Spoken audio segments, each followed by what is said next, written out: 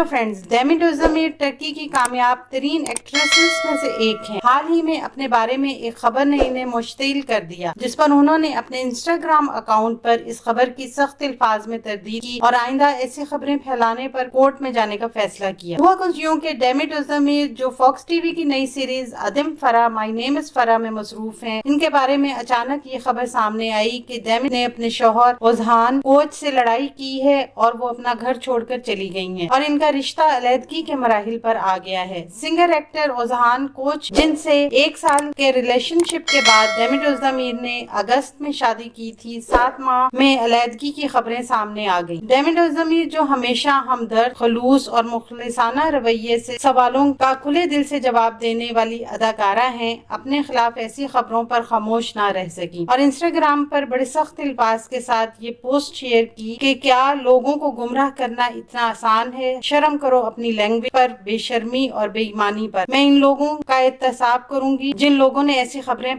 फैलाई हैं। आप जान लें कि अब मैं किसी भी किस्म का बहतान लगाने वालों के खिलाफ कानूनी कार्रवाई करूंगी। बस बहुत हो गया। आने वाले दिनों में अपने पसंदीदा ड्रामों की मजीद मालूमात के लिए हमारे चैनल को लाइक करें, शेयर करें और सब्सक्राइब करना ना भूलें। शुक्रिया।